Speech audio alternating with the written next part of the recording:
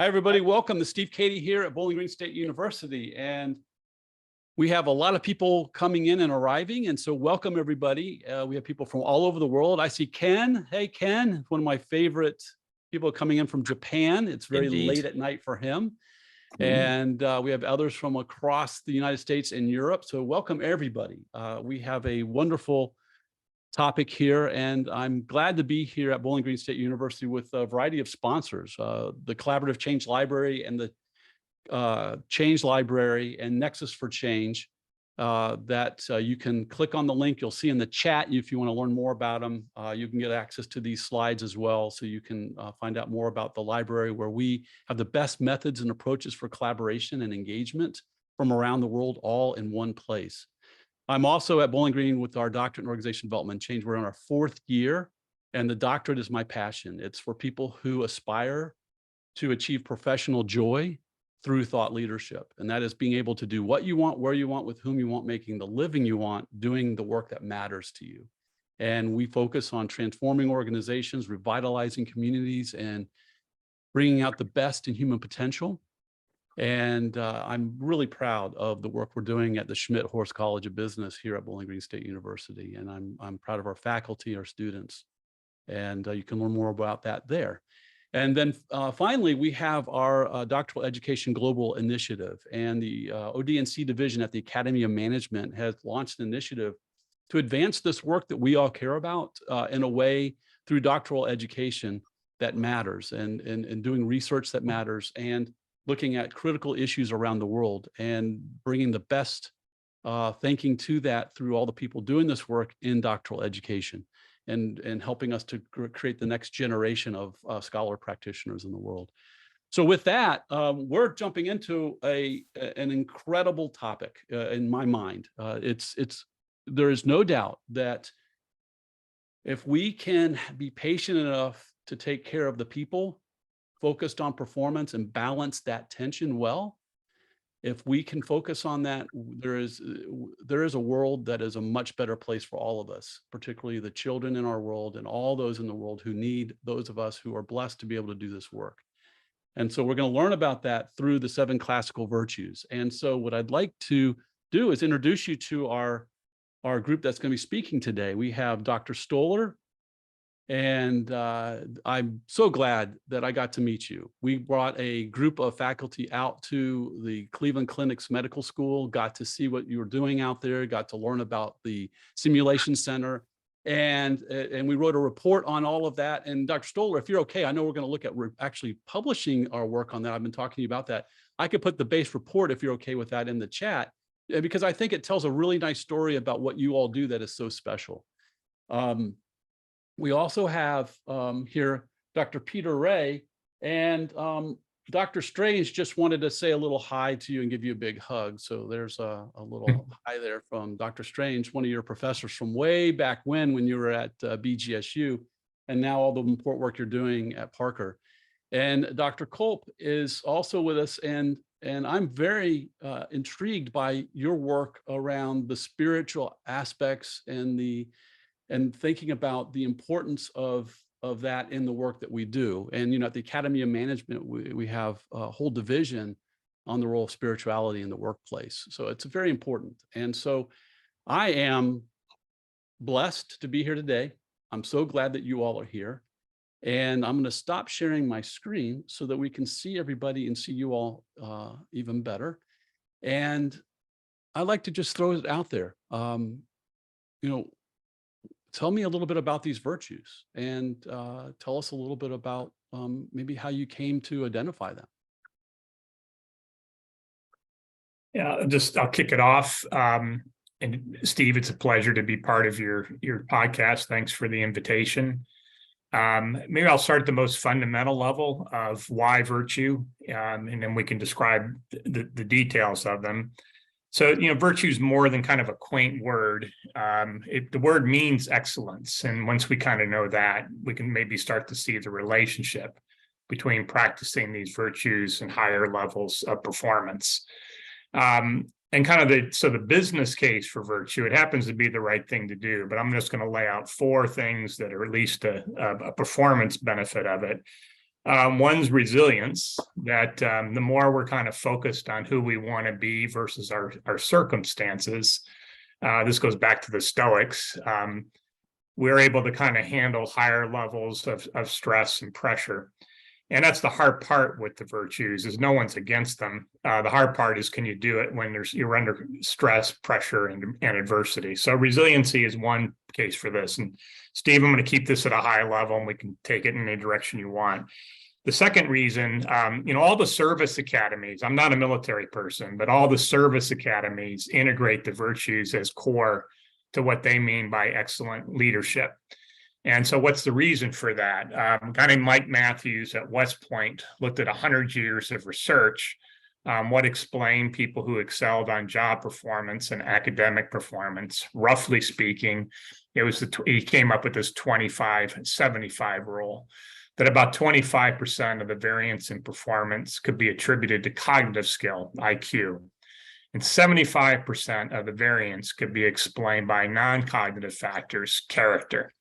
So in terms of looking at a performance amplifier, it's not to suggest for a minute that competence is unimportant, but in many ways, it's kind of table stakes. The true kind of performance amplifier is the so-called soft stuff. And the third kind of reason for why virtue is reliability is that a group of people or individual that's practicing virtue, their band of behavior is going to be a little bit tighter when they know what excellence means and they're actively practicing it. If I don't know what it means, then the band of behavior is going to be a little bit wider. So if I'm interested in, and I'm never going to get anybody perfect, but if I can figure out ways to have it being practiced, we get a higher degree of reliability. And then the last one is skill, that virtue is a skill. So like any skill, it can be learned. And my last comment on this is none of us do this perfectly. Rumi, a Sufi poet, described humans as jackasses attached to angel wings. And so that may be a pretty good description for all of us. When I'm at my best, maybe I tip a little more towards these virtues, but we're all screwballs. So we're all fully capable of doing the antithesis of the virtues. So there's no reason to kind of lift up. None of us have earned the right to be self-righteous, I guess is all I would say. I'll stop with that, Steve. Yeah, maybe Steve, I could jump in and just enumerate the 7 virtues so that everybody's clear what those are. I think maybe they've been put in the chat already. We start off with 2 that we consider to be foundational to high-performing teams. First being trust, and the second being compassion. And if you want a little lighter word for compassion, we would use something like the word care. So obviously, compassion, love, care, they're a continuum. And it's really clear in the research that trust and care, or trust and compassion, are foundational to high-performing teams. So those are the first 2. Courage and justice are the next 2 that we would identify. Courage, pretty self-explanatory. Justice, obviously all over the place, whether it's salaries, DEI, justice is really a big part of our lives. Then we look at wisdom and temperance. Temperance is perhaps the word that we continue to use that some people don't like, but it does mean balance, like you mentioned in the beginning, moderation, the middle way. And certainly a lot of us in our lives know what it means to be out of balance or out of whack. And then the last one, interestingly, is hope. And perhaps that's the reason why we keep doing all the work that we're doing. So you look at those 7: trust and compassion, courage and justice, wisdom and temperance, and hope. And when we're talking about the virtues, those are the 7. The other thing that I might just flag is most of our society, at least in the American culture, uses language of value these days. And I would argue that virtue language really began to disappear from our culture in the 1980s and was replaced by value language. Education talked about values. We're certainly not against values, but in its background, value typically is more associated with finances. So my house has value. And so we've maintained the classical language of virtue. It crosses all the major religious traditions. it's ancient and it's global. So that's why we prefer yet the language of virtue. And you know what I really appreciated, and I'm curious how you all came to this. And when you look at how you frame them, trust speeds up decision making, saves resources, and increases engagement. Compassion improves customer service and teamwork. Justice increases commitment. Wisdom reduces risks. Temperance creates habitual excellence. And hope drives learning and improvement. I really appreciated how you made a virtue case by the value of that virtue in terms of the impact it makes. How did you come to make that connection? You know, this is sort of a pivot to the why, and I'll invite my colleagues to comment, but I think fundamentally, the experience is that high performance in an organization comes from really releasing discretionary effort. You know, we're all blessed by, and certainly I'm blessed by, and a number I see are on the podcast, really talented colleagues. And it strikes me that the role of organizations is actually to unleash the discretionary effort. When people are aligned on cause and purpose in an organization, then high performance comes from just allowing their discretionary effort, doing the right thing when no one is watching, as opposed to a compliance mindset.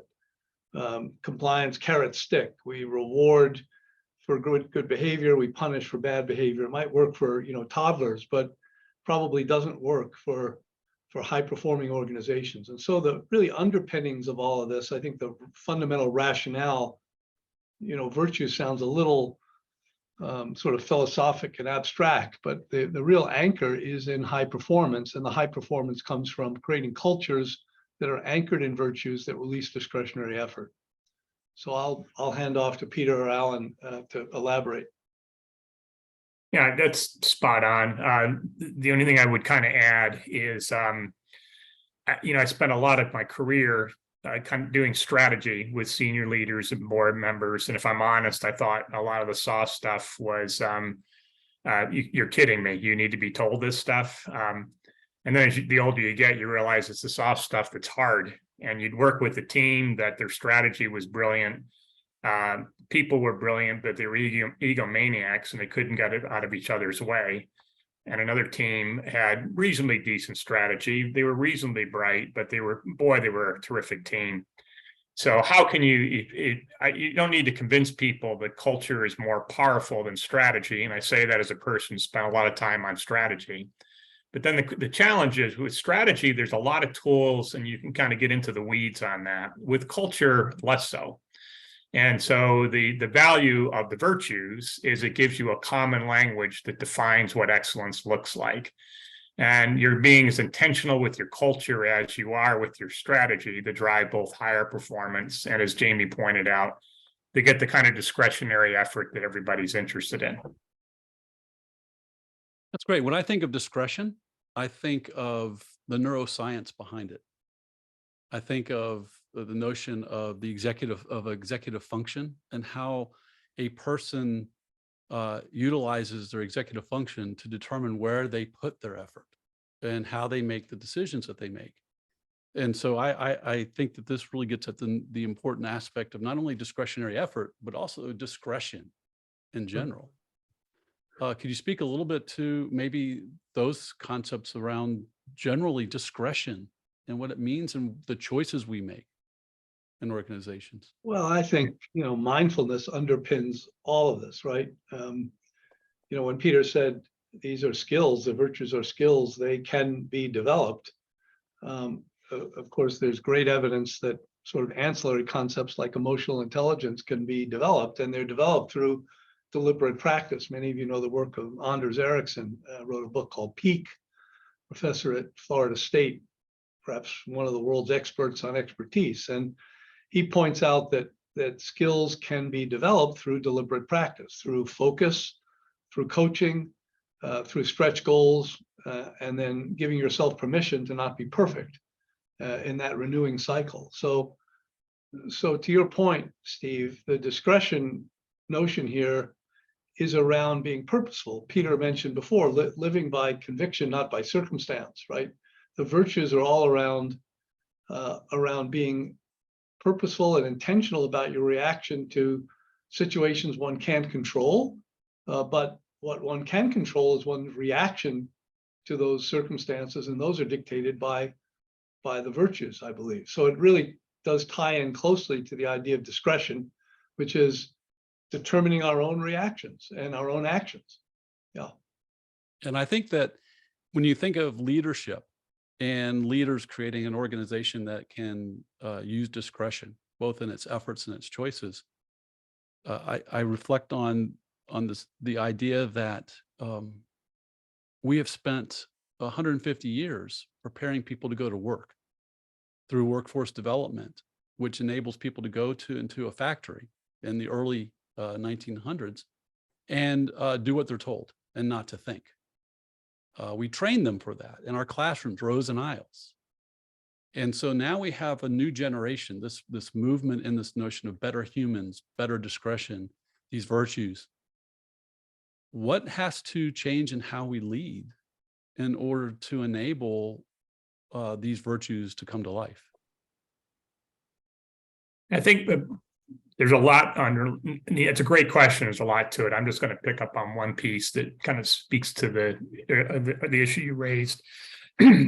Part of my responsibility is to connect with high performing organizations, learn from them, bring that back into Parker. So Navy SEALs, professional athletics, astronauts. We're not trying to be an astronaut, a soldier, an athlete, but what I've learned from them that speaks, I think, to that discretionary effort you raised is what folks under a lot of pressure are taught is under pressure, you will default to your training. And so your competitor is in some ways your lizard brain. We don't have to go crazy over neurology, but how are we going to compete with that thing to kind of calm us down despite pressure, stress, adversity? And what as a non-military person, what I appreciate, I've learned from service academies, Navy SEALs, and they're not perfect organizations, but they are very intentional about helping people deal with the pressure, stress, adversity. That's what I think is a missing piece, Steve, is the rest of us might ask, well, to what training do I default? I don't know what it means to try to figure out how to be resilient despite pressure and change. So that's kind of resiliency by chance rather than by design. That's what I think is the missing piece. And I think that gets at an interesting question around each of you work in different areas and have different perspectives from your own professional pursuits. How might you and how have you implemented this in your area of work? And I'm particularly interested, as you wrote the book, I'm sure it made you more present to this and made you really think about it and how you can articulate it. How has the book helped you or shifted you in how you might lead in your particular areas and how you've influenced your areas of work and your organizations? Well, I might comment. I mean, writing the book is the ultimate activity in achieving clarity, right? It requires dialogue and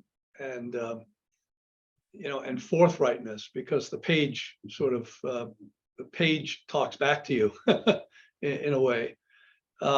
I think the real power of it, from my point of view, was the discussion that the three of us had, all of whom work in very different sectors.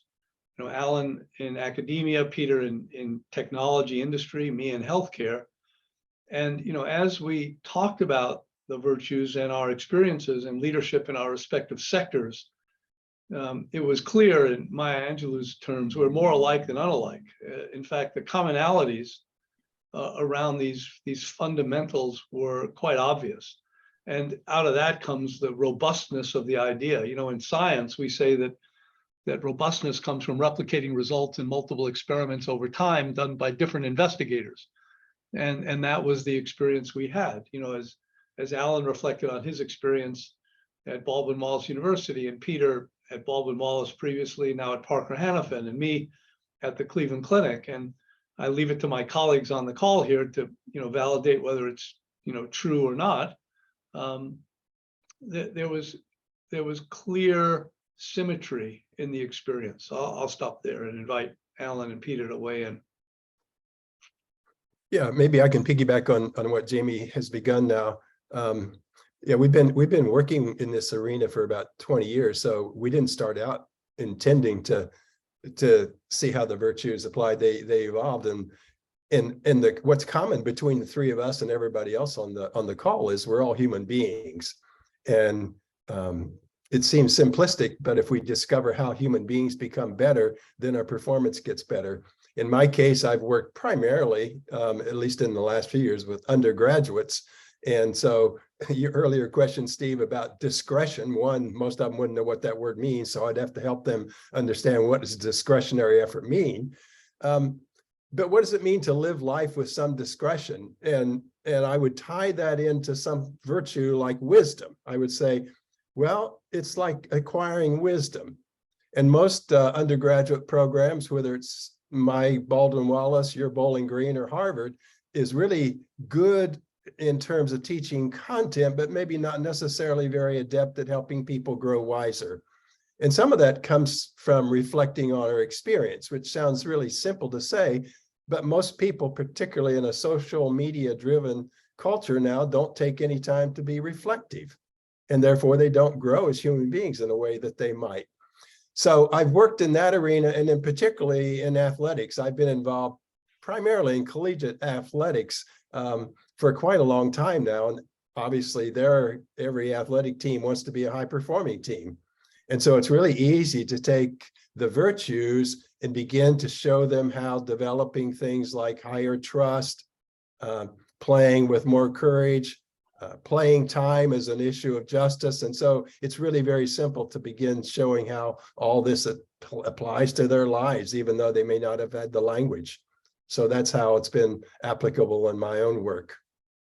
And Dr. Kolp, I have a curious question for you around Please. education and teaching. Please. What is your favorite activity? Maybe the one that surprised you in terms of teaching these virtues, one of the virtues that you do with your students that they go, oh my God, I get it now. I get it. Is there a way in which you teach one of these or all of these, or an example that you should share with us? Yeah, and I could say even in a religion or philosophy class, which may seem as far away from this stuff as you can imagine, I'm going to answer it with two pieces. I purposely put in my syllabus that my hope is somehow during the progress of the semester, this class becomes a community. And I take no time in the beginning to explain what I mean by community, because it wouldn't matter. They wouldn't listen anyway on the first day. But it's explicit in the syllabus.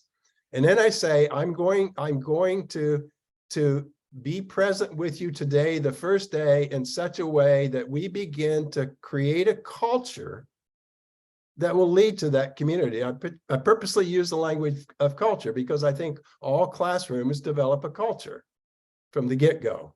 I know I'm going to have 40 class sessions with them. And so I'm beginning to do a couple things with them. One, I want them, even though they may be a physics major or an English major, I want them to begin seeing how this language of culture, community, virtue is going to be really important to them, not only as human beings, but people in the workforce, whatever that means. And secondly, I'm going to help them see what we're learning experientially can then be used in their cases as leaders. So they're going to be school principals or whatever. And I hope their experience in that class and the content of what I'm doing in the class almost is irrelevant to what I'm talking about now, is going to help them become more effective leaders and better human beings. And then we get to the place where I can say, even that first day, we will never be a really healthy culture, and we won't even begin to achieve community if we don't trust each other. And so I'll introduce something like the first one there. And we all know what trust is, I'll say, and most of us know what it means not to trust somebody. And so we'll set up that dynamic. Yeah, and do you find in doing that they either came in able to live this or not?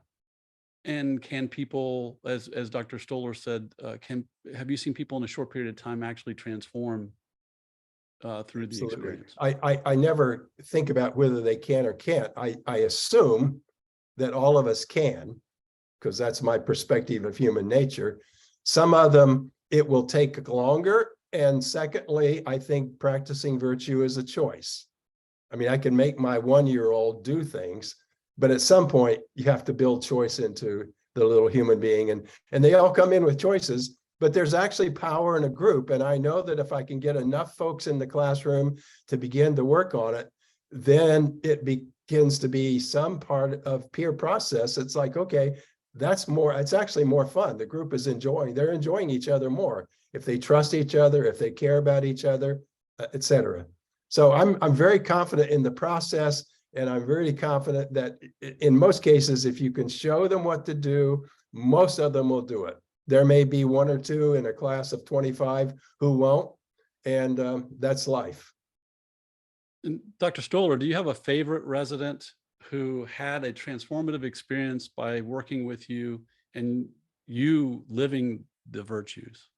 Do you have like one that just really kind of came in, kind of like our favorite movies, our shows, we get to watch medical shows, and the characters they come in bristly or, you know, whatever it might be, and then they have this heart that shows up, or this deeper sense. Do you have a story, a favorite story of a transformative resident? Well, let me first disavow the idea that life in medicine is anything like what you see on television. It bears really no resemblance to that. That's a bizarre caricature of doctors, usually at our worst, actually, in terms of virtues. What you see on TV are these sort of narcissistic, House comes to mind, for example, a recent series that I never watch.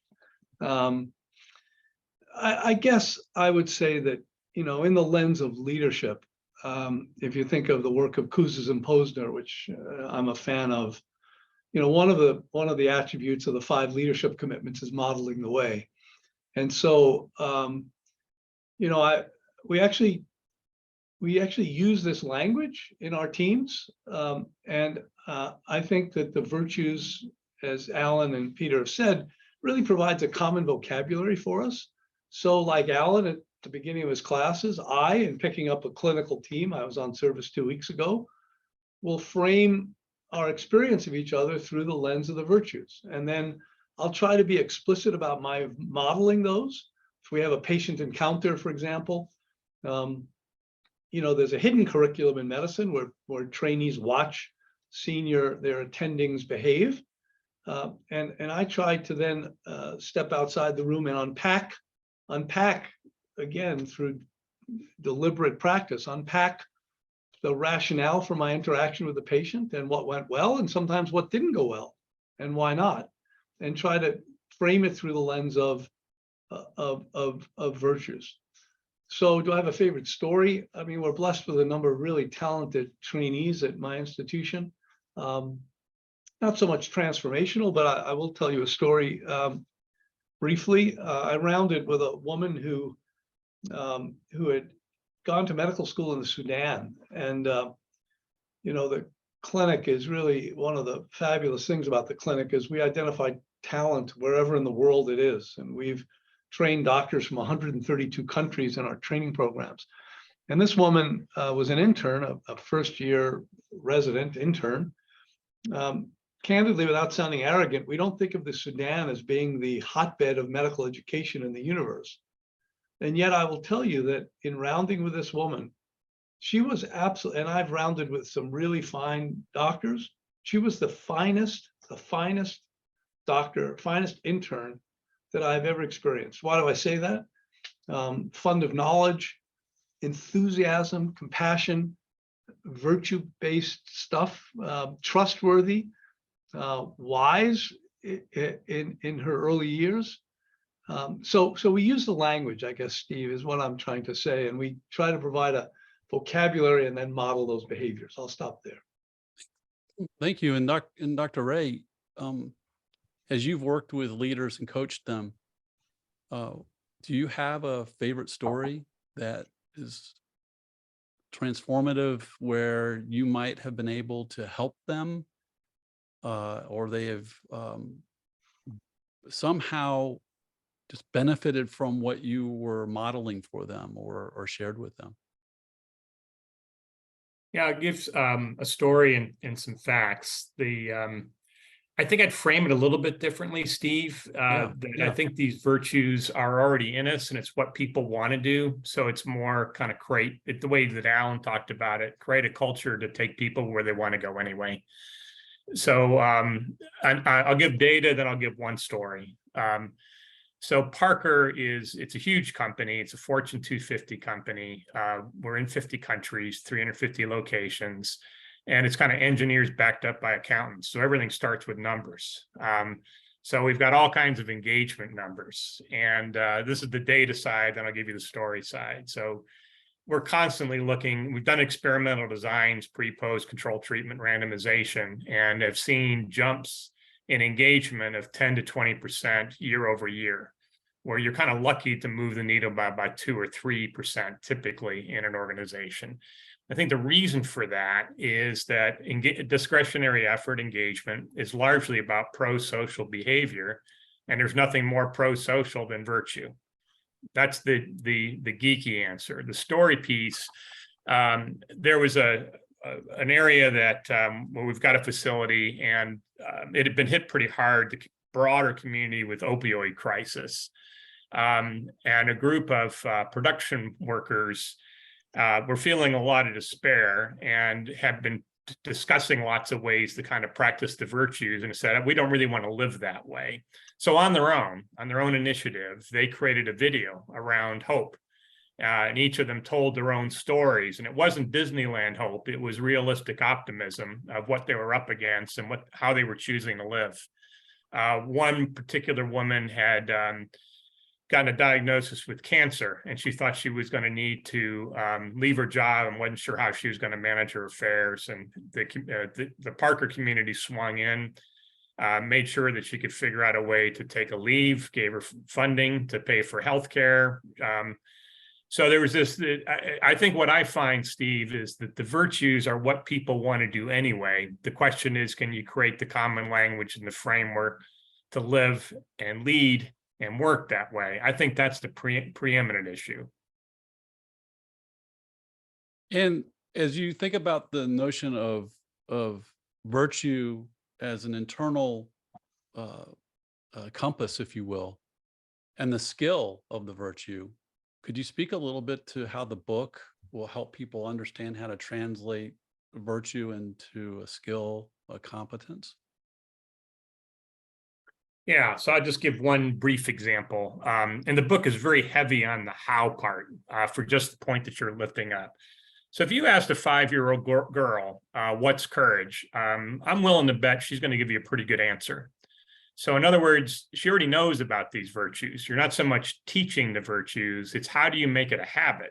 What does it look like to have courage be kind of a definition of who you are? Not perfectly, to be clear, but I lean that way.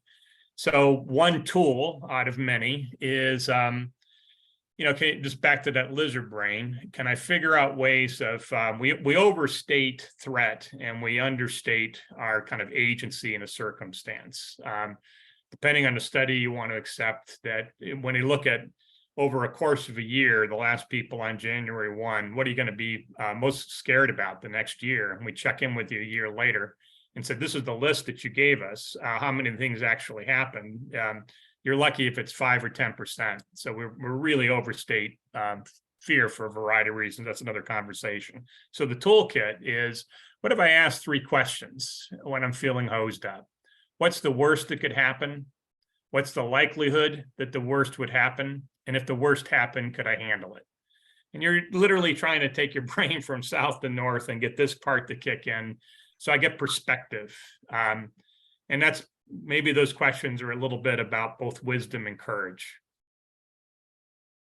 Thank you. Dr. Stoller, you answered a question that Catherine had. She's one of our doctoral students at Bowling Green State University. You want to summarize her question and your response for everybody here who didn't see it? Catherine asked the question that the attribute of virtue has lost its meaning over the years. And I responded, and Alan and Peter will probably smile because we'll all recall a conversation about offering a title. And we thought about adding a tagline to the book of hidden in plain sight or hidden in full view. The idea really reflecting the fact that the virtues have been around for 2.5 millennia and are nothing original or new. And yet we find ourselves over time, both in our individual lives as well as the life of humanity over time, having to rediscover these things. So I don't know that they've lost their value. I just think that that we need to be reminded about being intentional about using them and having a common vocabulary that calls upon, as Peter said, our innate understanding of the virtues. There's nothing complicated about them. So I'll stop there. Yeah, let me piggyback on what Jamie just said. I just last week did a session, a couple hours with a managing group of a staff with a retirement community around team development, and it's a great organization, religiously based, and they have 15 values, and they were in the booklet that they had, the handbook. But honestly, not one of the 15 people in the group could name all the values. And it's really too many. And the problem with value language typically is people use different language for different values. I value something differently than maybe you do, or maybe even Jamie does. And we find that with the virtues and the 7 of them, that it's fairly easy to remember those. And it doesn't matter necessarily whether you call wisdom or prudence. It's that sense of reflection on your experience. And what we're helping, I think, people do is recognize those are present in my life. Basically, if I want to be a decent person, I want to be more virtuous. And I think what the book will help people realize is, oh, there are really some ways we can take to develop that, to grow the virtue, if you will. Seeing that, as I used to tell students, we all grow older biologically, but we don't necessarily grow older emotionally, or I would add spiritually.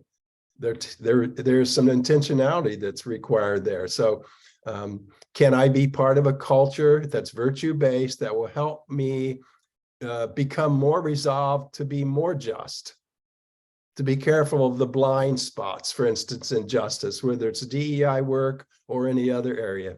So I think that's where the power of virtue comes in. And it's not necessarily that the language is sacred, but a lot of cultures lack a common language that enables them to speak together and achieve the kind of high-performing culture that's going to yield the high performance.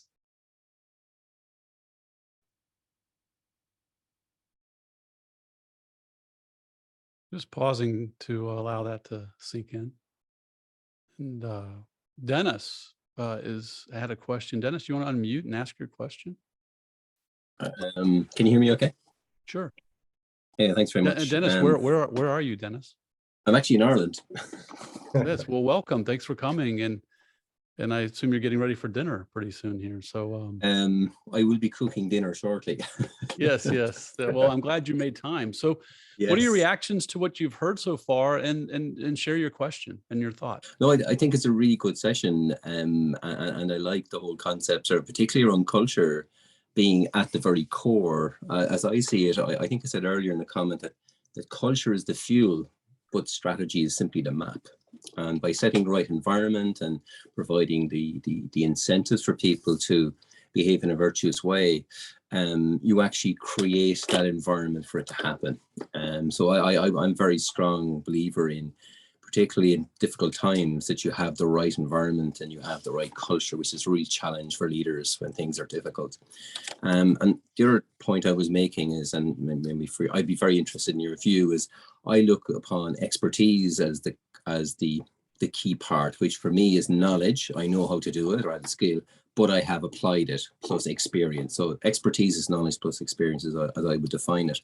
And in the case of virtue, I would see it's the virtuous piece. In other words, I have a virtue and I actually demonstrate it in difficult and good times. And I have this practice behind me. And I think that's, for me, is where the virtuous piece comes forth. You can see people who maybe espouse certain virtues, but they actually, do they practice them? Can I see it? And that for me is the key piece. So that was really, I'd just be interested in your view of having that differentiation between the skill itself and the actual practice. If my question is reasonably clear, I hope. Yeah, no, I appreciate that. I think that's spot on, that our perspective is it's not a virtue until I act. So talking about virtue in front of a nice group of people, I get 0 points. The question is, will I practice virtue when things are going sideways? Yes. And so it speaks less to knowledge and more about habit. How can I create a habit of these 7 virtues independent of circumstances? So it defines my convictions. Some days I get it right, some days I don't. But at least it's kind of the Alan's point. Can I do this with some degree of intentionality? And the key issue here then is habitual change. And habits are easy to understand, but they're bloody hard to change. Exactly. For sure. Thank you very much. So I'm curious, for everybody out there in the chat, if you could answer the following question, and for our authors, if you could, I'd love to hear your answer to this question here for us as people are entering in the chat. And here's the question. Which of the virtues is the most easy for you to live? And maybe why?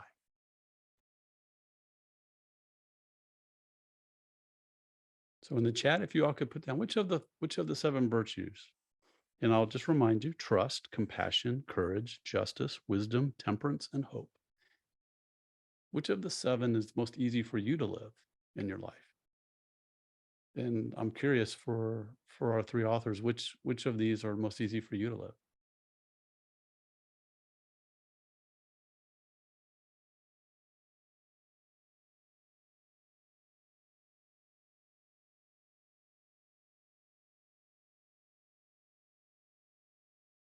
Peter, Alan, Jamie?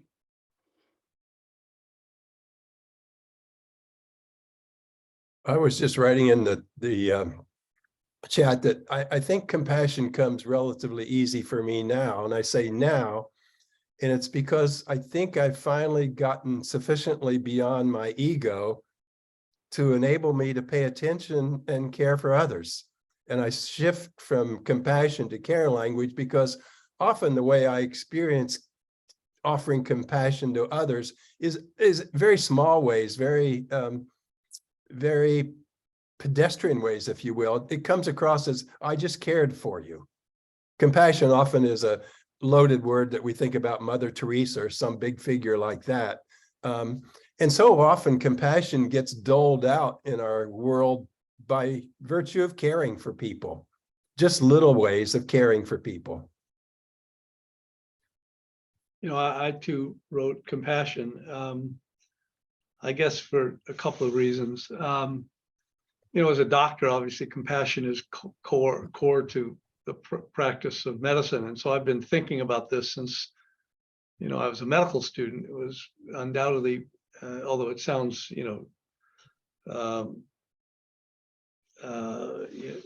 sappy, I suppose. It's core to decisions I made earlier in my life about wanting to be a doctor, right? It would be sort of silly to want to be one and not explore one's own commitment to being a compassionate human. And yet it's hard, right? The other, I was looking at Mary Schleicher's comment in the chat. Mary's a colleague, about hope. I guess hope is the other one that we, as a doctor, I have to be really mindful and intentional about.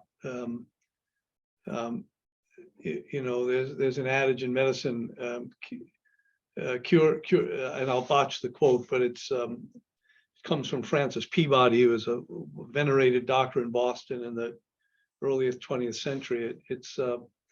We cure sometimes, but we care always. Something like, it goes along those lines. And so the idea of offering hope is very much also embedded in my daily work as a doctor. It sounds, again, sappy, but this is about authenticity, and I think that's got to be true. Yeah.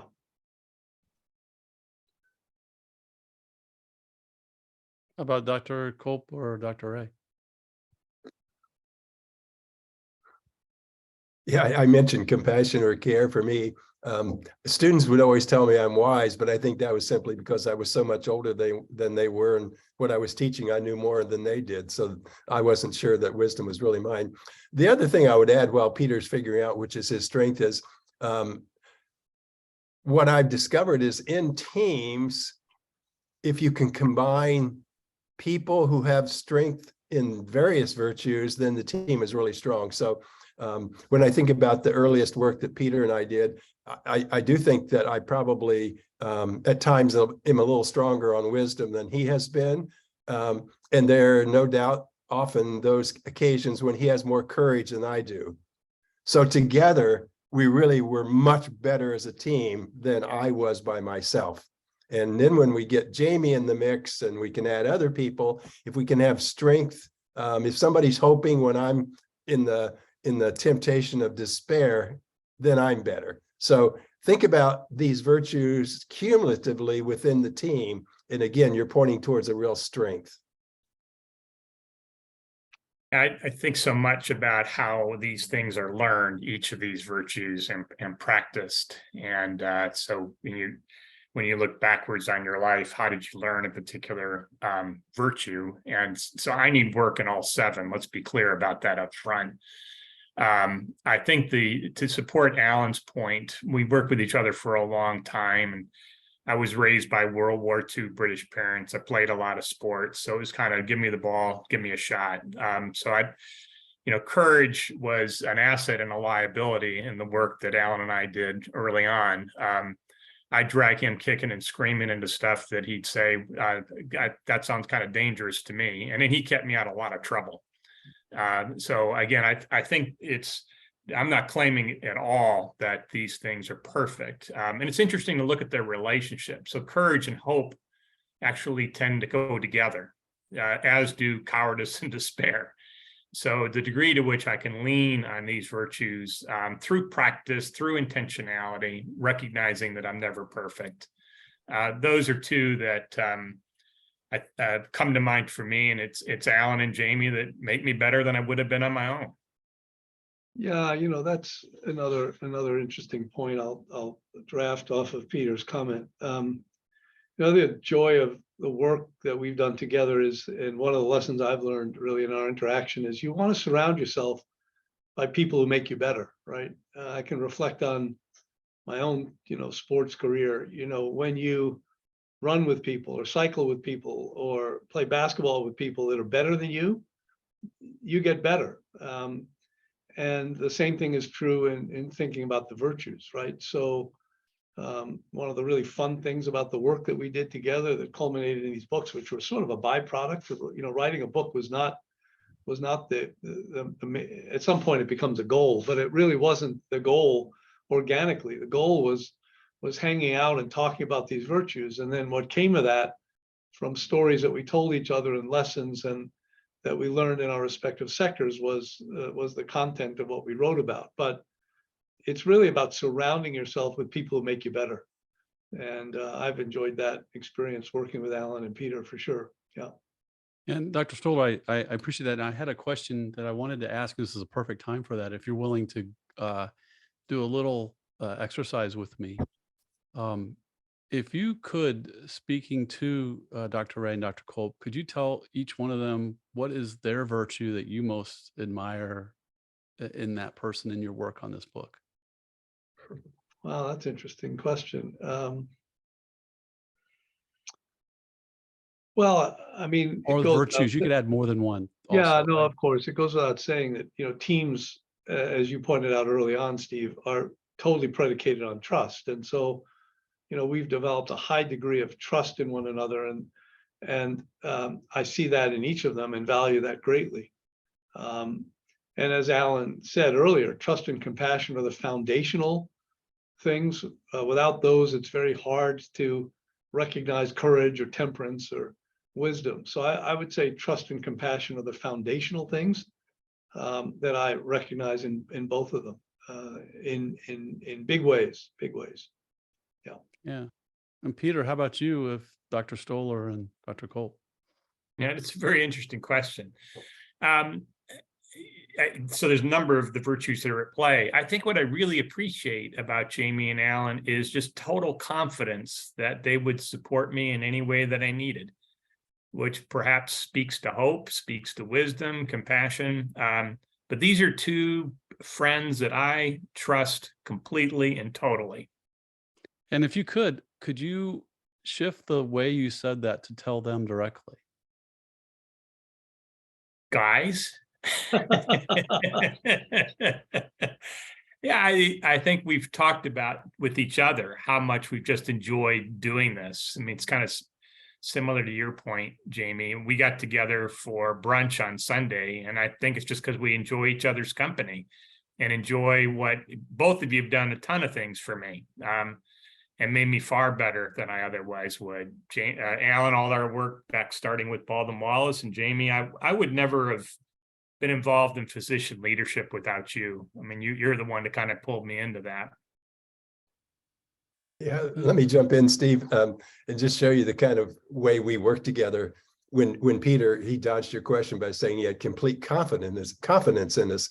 And just to show you where our expertise comes, because of doing what I wanted to do, they made me learn Latin along the way. And so I know the root word in the Latin for confidence, the FID, is actually the Latin word for faith or trust. So when somebody says, oh, I have complete confidence in you, they're saying, I trust you really highly. Now, unless you know Latin, you wouldn't know that word confidence in that way. But I remember very early on when Peter and I were talking, and we thought about the virtues, and Jamie was thinking about the virtues, and Peter said, I don't know about that word faith. It sounds pretty religious to me. And I would say, well, I'll tell you, the Latin root is fiduciary. And there are a lot of people in the world who have fiduciary responsibilities, people who deal with your money, lawyers. If you have a fiduciary responsibility, you have a responsibility to be faithful or trustworthy.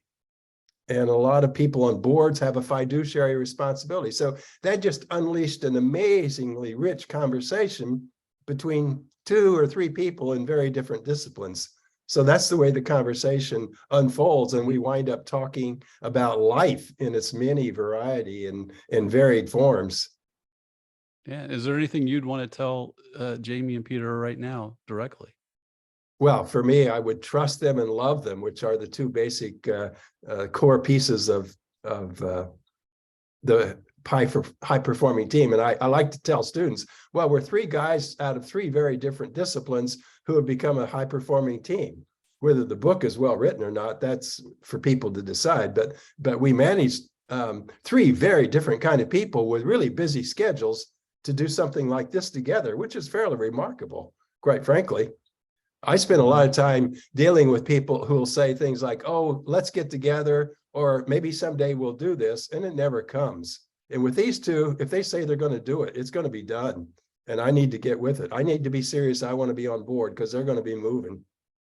Mm-hmm. So I do. I trust them and I love them. And I'm happy to use love language. You want to tell them that? I just did. What They're I on my was saying screen. is, what I mean, if you bear with me that on this, is one is to look at someone and say, I love you. Yeah, I think I just did. I'm looking at them in my screen. And I hear you. And when I look at Dr. Stoller, I say, Jamie, I love you versus I love them. And a lot of times with my students, I try to get them in our work to embody it more. Like, how do we embody these virtues? Like, how do we really embody them? Yeah. And I think it comes from that place of real connection, in saying, I love you versus I love them. And that was my invitation, was just to say that, because experiencing that, and that is a small piece, but really important, I think. Agreed. And obviously we know how much more powerful it would be in person. And maybe that's the 21st century trick, is how do we do it virtually like this and have the same kind of punch, or at least a similar kind of punch. Yeah. And Teo, who works at Nexus with me, and he's also an associate editor for the Change Library, the Collaborative Change Handbook. He had a question he wanted to ask. Teo, did you want to ask a question? Sure.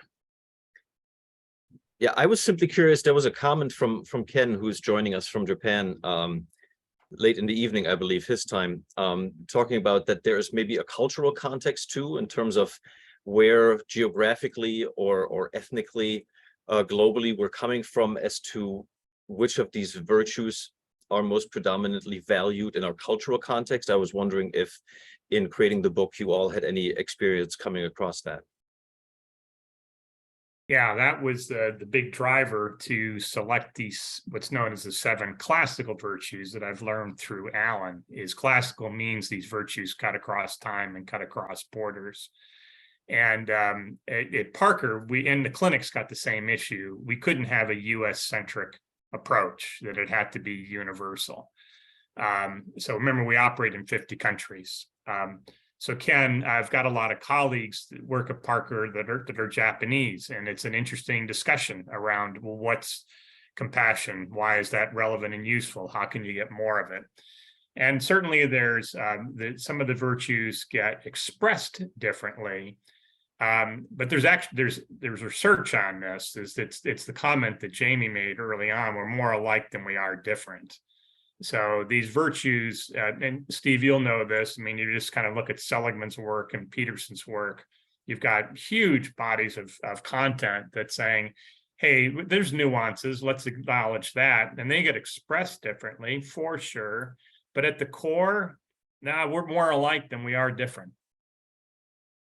And my last piece on this, I mean, if I kind of to Alan's point, it's pretty rare that I do something with only Americans. So it's more common that there could be 10, 15, 20 different countries on a call like this. So let's say we were talking about compassion. People go into breakout rooms and come back.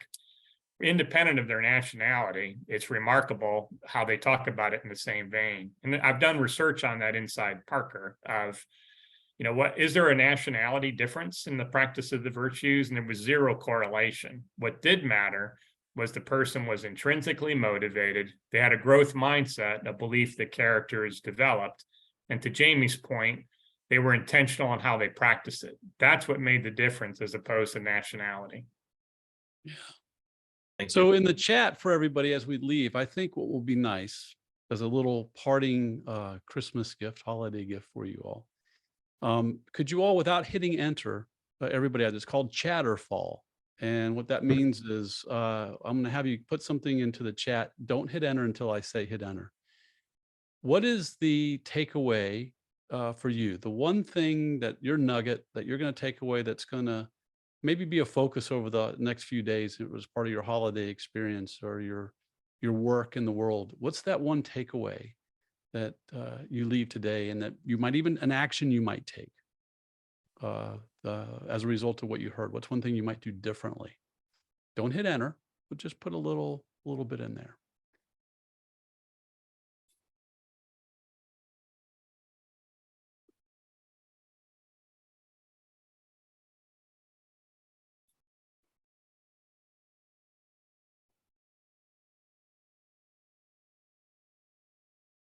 Okay, on the count of 3, let me do this right here. 1, 2, 3. Boom, hit enter.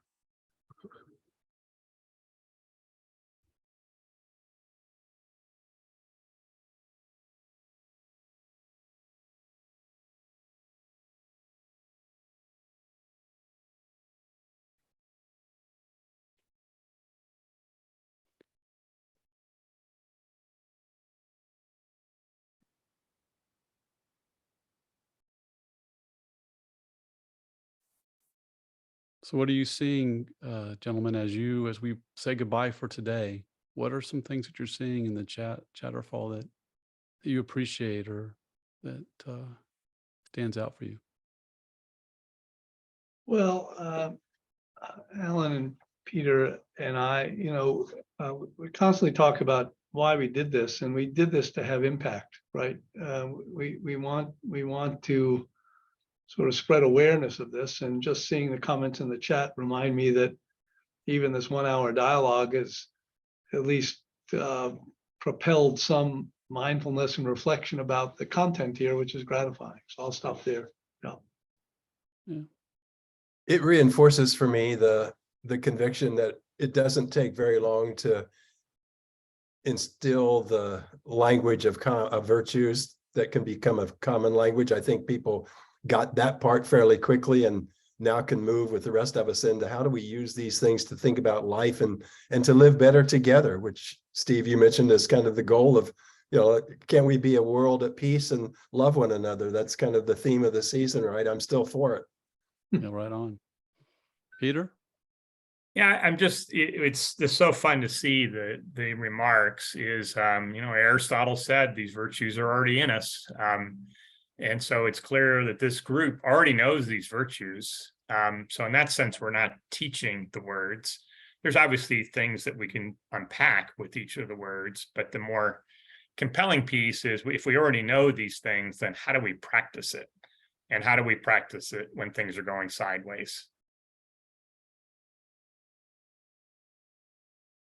Well, thank you. It's been a very nice and meaningful and reflective conversation. And I hope we can have more. Maybe we can come back and focus on another area or topic or specific thing. It's always wonderful to do that. And from Bowling Green State University and the Collaborative Change Library and Bowling Green State University Schmidt-Horst College of Business and our doctoral program and the Academy of Management and our work around doctoral education there.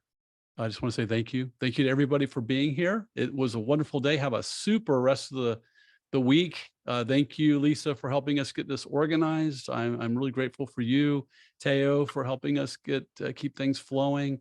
Nathan, who's helped us put the marketing materials together. Thank you for all of that. And for all of my friends here and the people that are new friends that have joined us, please come back again. We look forward to seeing you all. Thanks. Have a great rest of the day. Bye for now. Happy holidays, everyone. Thanks for inviting me. Bye. Thanks for inviting us. Happy holidays.